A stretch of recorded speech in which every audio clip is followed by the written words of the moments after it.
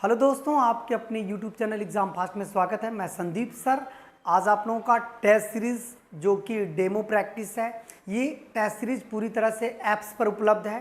काफ़ी कम पैसे में आपके ऐप्स पर ये पूरी टेस्ट सीरीज़ है, केवल 49 रुपये में।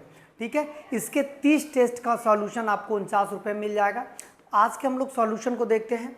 इस टेस्ट सीरीज़ में आप कह सकते हैं, जो पहला क्वेश्चन है ये देखिएगा, इनमें से कौन सा लोक नृत्य जो कि राजस्थान से संबंधित है। तो राजस्थान से कौन सा लोक नृत्य है, तो ये क्या हो जाएगा, घूमर। घूमर लोक नृत्य जो है ये कहाँ से है, राजस्थान से है। वहीं बात करें डांडिया की, तो डांडिया किस से है, गुजरात से है। डांडिया जो लोक नृत्य है, यदि वो पूछेगा ये किस से है, तो ये क्या हो जाएगा, गुजरात से। और वहीं बात करें गिद्दा का, ये कहाँ से हो जाएगा, पंजाब से। और वहीं बात करें भांगड़ा का, ये भी कहाँ से हो जाएगा, पंजाब से। इसका मतलब है कि ये गुजरात, अब बाकी जो है गिद्दा और भांगड़ा पंजाब से। तो ये तो हमारा हो जाएगा। इस तरह से टेस्ट सीरीज आपको हल करने हैं। ऐसे हल करेंगे तो कोई भी एग्ज़ाम आए, इनमें से चारों में से कोई न कोई क्वेश्चन देंगे जिससे आप आसानी से उसे हल कर सकते हैं। ठीक है, चलिए और आगे बढ़ते हैं। अगला क्वेश्चन हो जाएगा, क्षेत्रफल की दृष्टि से उत्तर प्रदेश का भारत में कौन सा स्थान है। इसका मतलब है जो हमारा यूपी है वो क्षेत्रफल की दृष्टि से कौन सा स्थान रखता है। आप एक चीज़ ध्यान रखिएगा, जनसंख्या की दृष्टि से यूपी जो है प्रथम स्थान रखता है पूरे भारत में, लेकिन क्षेत्रफल की दृष्टि से चौथा स्थान रखता है।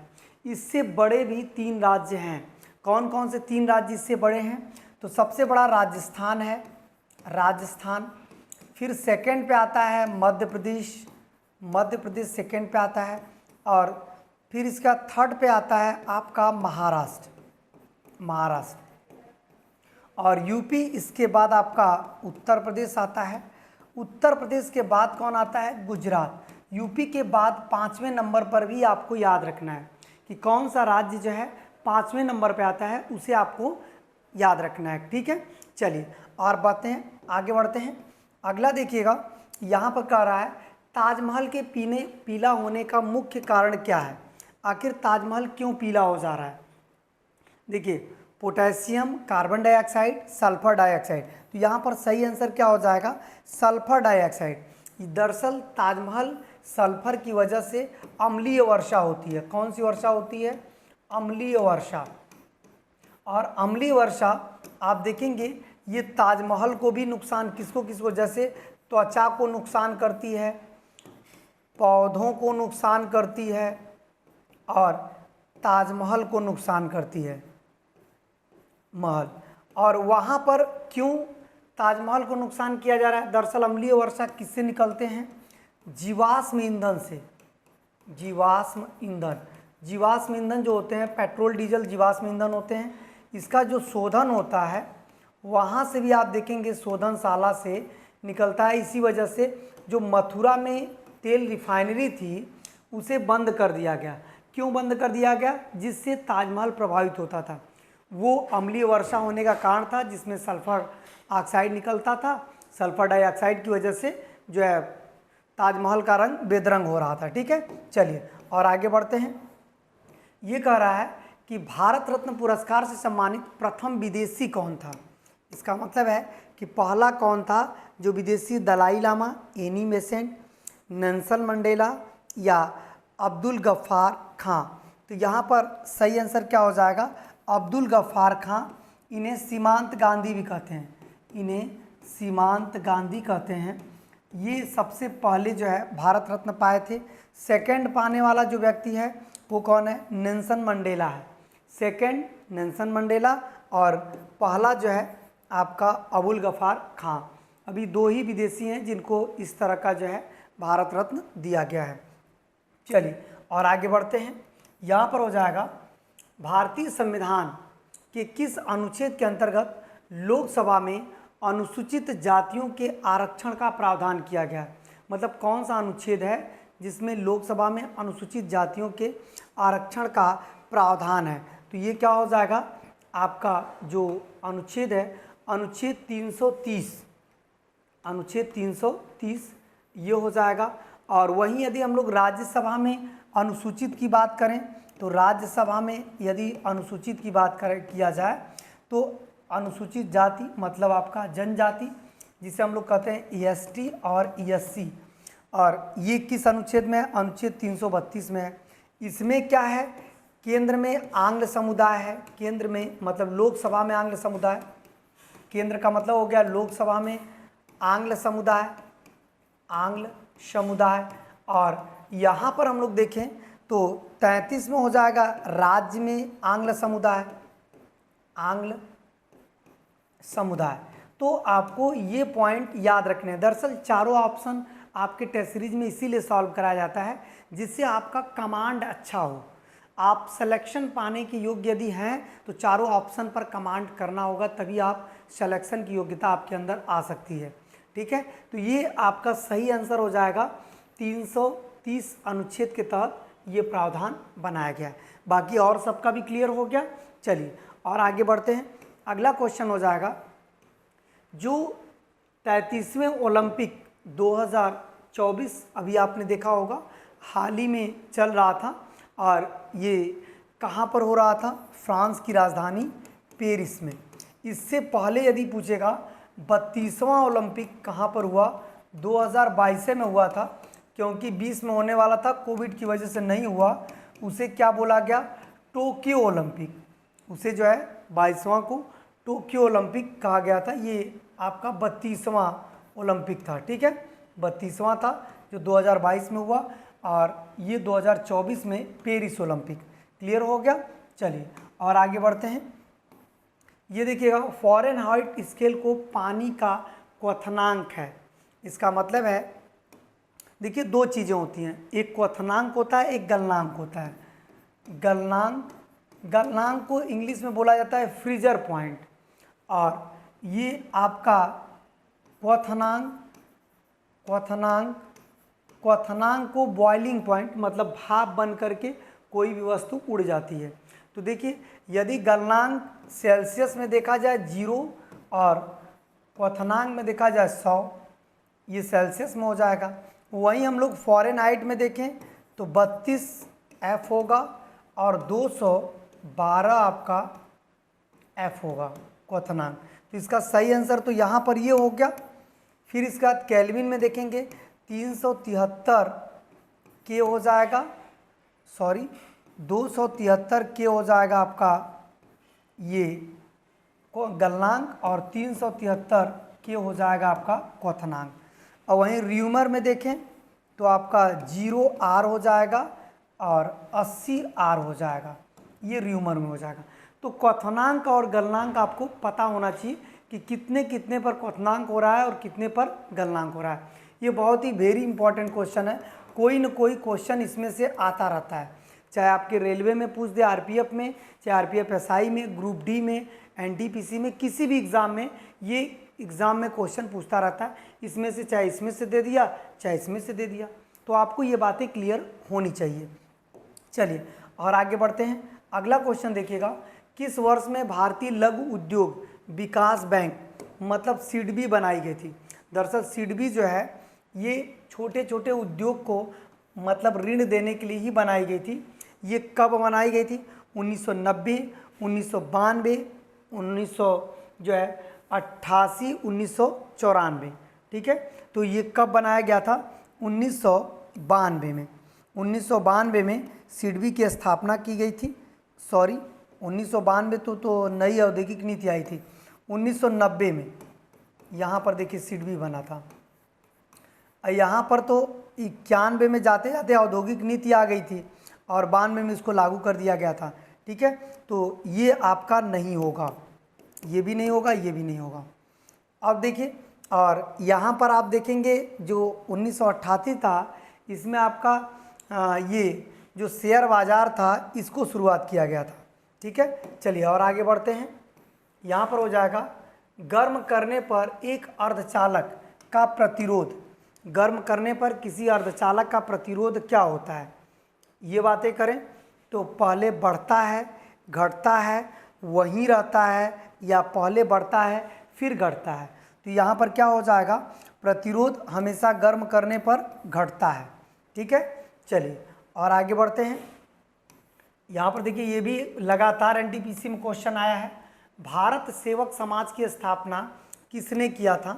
तो भारत सेवक समाज की स्थापना आपका किसने किया था? गोपाल कृष्ण गोखले ने किया था। ये कब किया था और कहाँ पर किया था? तो इसका स्थापना हुआ था पुणे महाराष्ट्र में। पुणे महाराष्ट्र में कब हुआ था? जून, मतलब कौन सी तारीख थी? 12 जून 1905 को जो है कहाँ पर भारत सेवक समाज, जिसे सर्वेंट सोसाइटी ऑफ इंडिया बोला जाता है, उसकी स्थापना पुणे महाराष्ट्र में की गई थी। सर्वेंट सोसाइटी ऑफ इंडिया का गोपाल कृष्ण गोखले द्वारा किया गया था। ठीक है, चलिए और आगे बढ़ते हैं। यहाँ पर देखिएगा, भारत में न्यूनतम समर्थन मूल्य, जो कृषि में न्यूनतम समर्थन मूल्य जारी करता है, वो कौन जारी करता है? न्यूनतम समर्थन मूल्य कृषि लागत एवं मूल्य आयोग, कृषि मंत्रालय, वित्त आयोग, नाबार्ड। तो ये हो जाएगा कृषि लागत एवं मूल्य आयोग क्या करता है? निर्धारित करता है न्यूनतम समर्थन मूल्य का। न्यूनतम समर्थन मूल्य का निर्धारण कौन करता है? कृषि लागत एवं मूल्य आयोग।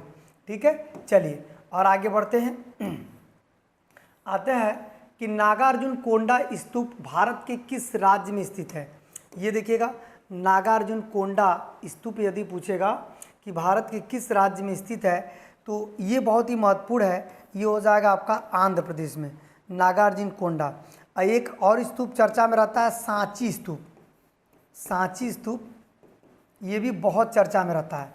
ये कहाँ पे है? मध्य प्रदेश में। ठीक है, और कर्नाटक में बहुत चर्चा में नहीं है, केरल में भी नहीं है। तो नागार्जुन कोंडा स्तूप है जो आंध्र प्रदेश में, और सांची जो चर्चा में रहता है वो कहाँ पे है? मध्य प्रदेश में। दोनों को याद रखिएगा, आरपीएफ में ये दोनों पूछा हुआ है। आते हैं कि जो पैसे हैं, जो हमारा रुपया है, उस पर जो पीछे छपी आकृति, जैसे 50 रुपये पर किसकी आकृति छपी रहती है? ये दे रहा है नोट के पीछे। इसके अलावा लाल किला पर कौन सा है? ऐसे करके देता रहता है। तो ये देखिए 50 रुपये के पीछे यदि देखा जाए तो किसकी आकृति छपी रहती है? तो ये हो जाएगा हम्पी का रथ।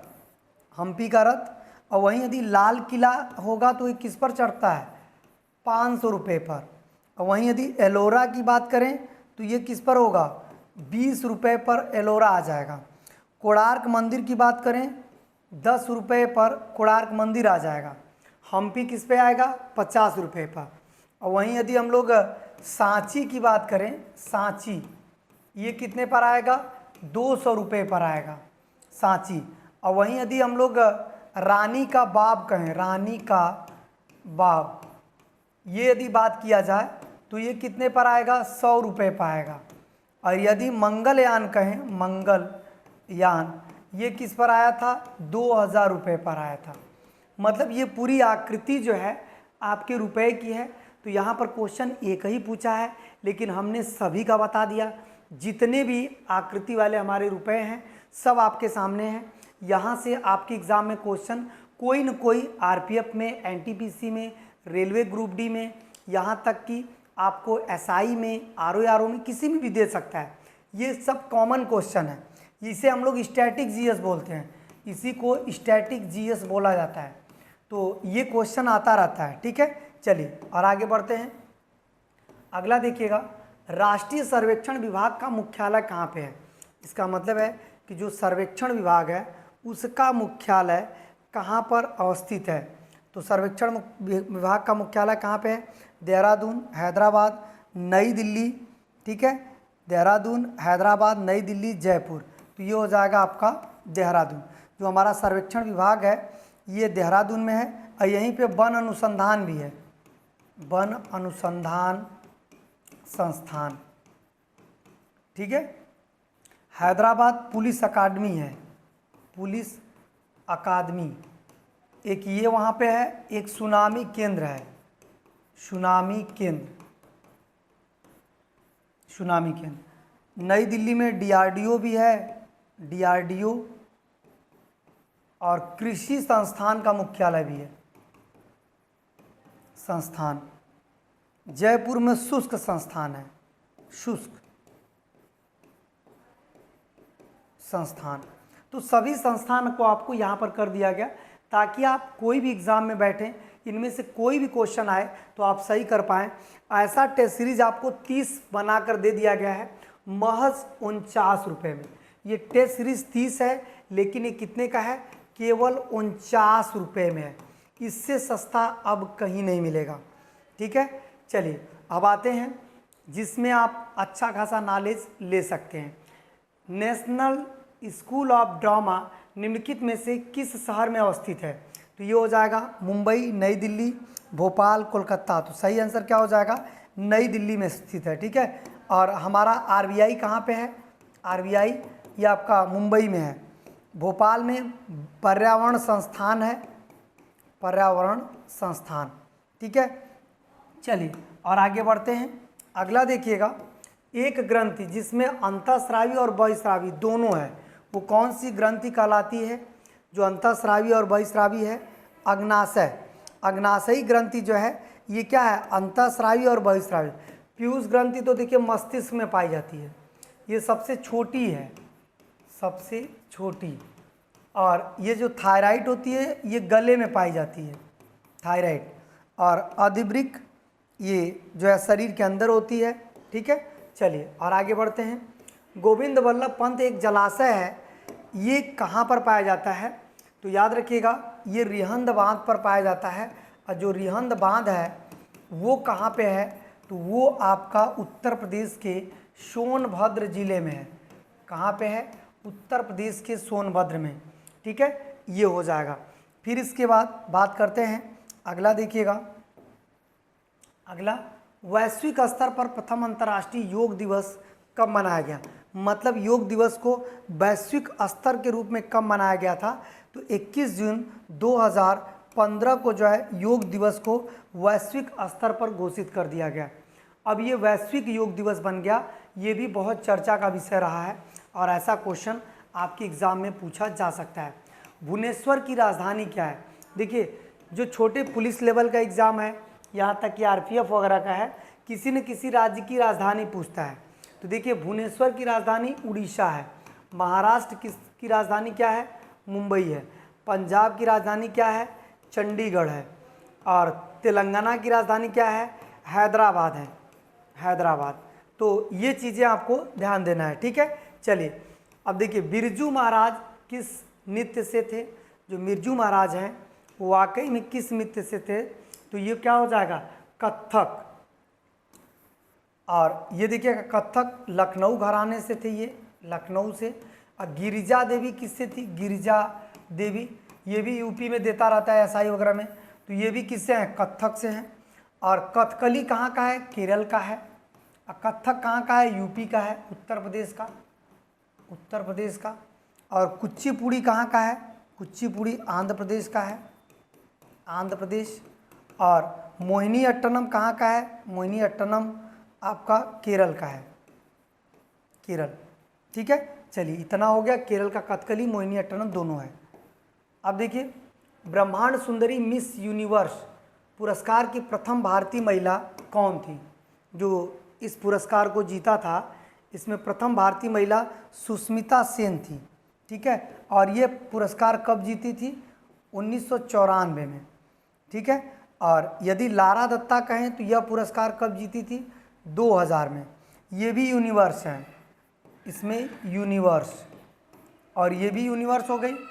ऐश्वर्या राय ये आपको 1994 में जीती थी, ये मिस वर्ल्ड है, यूनिवर्स नहीं है, मिस वर्ल्ड। रीता फारिया इन्होंने कब जीता था? 1966 में जीता था। रीता फारिया देश में पहली जो है जिन्होंने ये जो है जीता था, ये कब जीता था? 1966 में जीता था रीता फारिया। ठीक है, तो ये आपका हो जाएगा रीता फारिया 1966 में जीता था। और ये क्या है? ये भी मिस वर्ल्ड है, मिस वर्ल्ड है, भारत की पहली है, भारत की पहली। अब क्वेश्चन देखिए इनमें से किसी का भी दे सकता है, किसी का हो सकता है वर्ष दे दे। ठीक है, तो इस तरह का स्टैटिक जीएस हमेशा बनाता है। इस समय एग्ज़ाम का ये ट्रेंड है स्टैटिक जीएस, तो आपको स्टैटिक जीएस इस तरह से याद रखना होगा। अब आते हैं निम्नलिखित में से प्राचीन भारत की कौन सी लिपि दाईं ओर से बाएं ओर लिखी जाती है? तो ये क्या हो जाएगा? खरोष्टी। खरोष्टी हमेशा कैसे लिखी जाती थी? उल्टा। ब्राह्मी सीधा लिखी जाती थी, मतलब बाएं से दाएं होती थी, ये भी और ये भी। ठीक है, चलिए ये देवनागरी है, नंद नागरी नहीं है। निम्नलिखित में से किस वर्ष सरकरिया आयोग केंद्र और राज्य के बीच जो संबंध है उसका प्रतिवेदन दिया था? किस वर्ष दिया था? तो ये क्या हो जाएगा जो है आपका 1983 में इन्होंने 9 जून को अपना प्रतिवेदन दिया था। 9 जून याद रखिएगा। ठीक है, सरकरिया आयोग का काम क्या है? केंद्र और राज्य के बीच वित्तीय कर का बंटवारा करना, ये काम सरकरिया आयोग का है। सापेक्षता का सिद्धांत, थ्योरी ऑफ जो है रिलेटिविटी जो है, इनमें से किसके द्वारा प्रतिपादित किया गया था? ये आइंस्टीन द्वारा, अल्बर्ट आइंस्टीन द्वारा इसका प्रतिपादन किया गया। तो ये देखिएगा ये होता है। और एक इन्होंने दिया था कि अल्बर्ट आइंस्टीन का प्रकाश विद्युत प्रभाव है, प्रकाश विद्युत प्रभाव, याद रखिएगा। प्रकाश विद्युत प्रभाव पर इन्हें नोबेल भी मिला है। इन्हें नोबेल किस पर मिला है? प्रकाश विद्युत प्रभाव पर। ठीक है, और मैडम क्यूरी रेडियो एक्टिव तत्व की खोज किया था, रेडियो एक्टिव तत्व। और अल्फ्रेड नोबेल डायनामाइट का आविष्कारक। और चार्ल्स डार्विन, इन्होंने उत्परिवर्तन का सिद्धांत दिया था। उत्परिवर्तन का सिद्धांत किसने दिया था? चार्ल्स डार्विन ने दिया था। चलिए और आगे बढ़ते हैं। एमनेस्टी इंटरनेशनल क्या है? एमनेस्टी इंटरनेशनल जो है ये क्या है? तो ये एक प्रकार का कह सकते हैं मानवाधिकार संगठन है, और ये इसका मुख्यालय यूके में है। कब ये बना था? 1961 में ये बना था। ठीक है, चलिए और आगे बढ़ते हैं। अगला देखिएगा, हिंद महासागर और लाल सागर को कौन सी जल संधि जोड़ती है? हिंद महासागर और लाल सागर को बाब अल मंडे। ठीक है, और हुरमुज किसको जोड़ती है? तो फारस की खाड़ी को ओमान से, फारस की खाड़ी को ओमान की खाड़ी को जोड़ती है। अब देखिए, और मलक्का किसको जोड़ता है? हिंद महासागर से चीन सागर को, महासागर को चीन सागर से। ये क्या करता है? मलक्का करता है। और बोस्फोरस ये छोटा सा है। ठीक है, चलिए अब आते हैं प्रदेश में नवाबगंज पक्षी विहार कहाँ पे है? जो नवाबगंज पक्षी विहार है वो उत्तर प्रदेश में कहाँ पर स्थित है? ठीक है, तो नवाबगंज पक्षी विहार यदि देखा तो ये क्या हो जाएगा? गोंडा में है, गोंडा में है। गाजियाबाद में कौन सा है? हस्तिनापुर अभ्यारण्य। ठीक है, ये कई ज़िले में है हस्तिनापुर। और गोंडा में हो गया। रायबरेली में कौन सा है? रायबरेली में आपका समरसपुर है, समरसपुर पक्षी अभ्यारण्य। ठीक है, और उन्नाव में कौन है? उन्नाव में यदि देखा जाए तो ये आपका नवाबगंज पक्षी विहार उन्नाव में ही है, गोंडा में नहीं है, उन्नाव में है। नवाबगंज पक्षी विहार उन्नाव में है। गोंडा में कौन सा है? पार्वती अरंगा है, पार्वती अरंगा पक्षी विहार जो है ये कहाँ पे है? गोंडा में। तो ये देखिएगा ये इसमें नहीं होगा। गोंडा में पार्वती अरंगा है, गाजियाबाद में हस्तिनापुर है, और रायबरेली में समरस है, और उन्नाव में नवाबगंज पक्षी विहार है, उन्नाव में। और एक और आता है बहुत हमेशा चर्चित में रहता है, गौतम बुद्ध नगर में, गौतम बुद्ध नगर, इसमें कौन सा एक चर्चा में रहता है? उसका नाम क्या है? ओखला पक्षी विहार। ये भी हमेशा चर्चा में रहता है, नोएडा के पास है। ठीक है, चलिए और आगे बढ़ते हैं। अगला क्वेश्चन देखिएगा, विश्व व्यापार संगठन WTO का मुख्यालय कहाँ पे है? जो WTO है उसका मुख्यालय कहाँ पे है? तो WTO ये जिनेवा में है, जिनेवा स्विट्जरलैंड में। वाशिंगटन DC में क्या है? ये WB है, वर्ल्ड बैंक है, और IMF है, ये हो जाएगा। लंदन में एमनेस्टी है, और दिल्ली में जो है ये आपका एशियाई खेल का मुख्यालय है। इसके अलावा सौर अलायंस का भी हो गया है। राप्ती नदी के किनारे कौन सा है, यदि पूछेगा कि राप्ती नदी के किनारे कौन सा जनपद राप्ती नदी के किनारे है, आजमगढ़, मऊ, गोरखपुर जो है आपका बलिया। तो सही आंसर क्या हो जाएगा, ये गोरखपुर राप्ती नदी के किनारे स्थित है। ठीक है, चलिए और आगे बढ़ते हैं।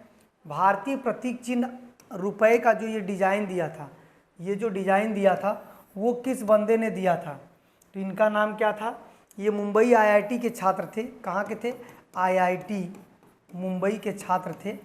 आईआईटी मुंबई के छात्र जो है डी उदय कुमार ने जो है ये प्रतीक चिन्ह दिया था, जो काफ़ी चर्चा में रहा है। ठीक है, चलिए और आगे बढ़ते हैं। अगला देखिएगा, निम्नलिखित में से कब यूरो मुद्रा को चलन शुरू किया गया था, मतलब किस वर्ष यूरो मुद्रा का चलन शुरू किया गया था। ये यदि देखेंगे 1 जनवरी 2002, 15 फरवरी 2002 और यहाँ पर 12 अप्रैल 2002, 15 सितंबर। तो 1 जनवरी 2002 को यूरो मुद्रा जो है शुरू किया गया था। ठीक है, चलिए यूरोपीय देशों द्वारा। अब आते हैं विक्रम साराभाई स्पेस सेंटर, ये कहाँ पे है। विक्रम साराभाई स्पेस सेंटर यदि देखा जाए तो ये कहाँ पे है, तिरुवनंतपुरम में। यदि हम लोग यहाँ पर देखें तो यहाँ पर क्या है, डीआरडीओ है, सॉरी बार्क है, बार्क है। Bhabha atomic research centre Mumbai में है। ठीक है, ट्राम्बे में। और यहाँ पर आपका हैदराबाद में विंग्स है, बेंगलुरु में आपका इसरो है, इसरो। ठीक है, इसरो का मुख्यालय कहाँ पे है, बेंगलुरु में है। किसी वर्णांध व्यक्ति को जो कलर विजन होता है उसे किस रंग को पहचानने में दिक्कत आती है, मतलब किसी वर्णांध व्यक्ति को किस रंग को पहचानने में दिक्कत आती है, तो कौन सा होता है, लाल और हरा। वर्णांधता जो है आँखों की बीमारी है, जिसमें आप देखेंगे लाल और हरा में अंतर नहीं कर पाता है। चलिए और आगे बढ़ते हैं। उत्तर प्रदेश में राज्य खनिज निगम की स्थापना जो है कब किया गया था। उत्तर प्रदेश में राज्य खनिज निगम की स्थापना कब किया गया था, तो ये हो जाएगा आपका 1974, 75, 78 या 80।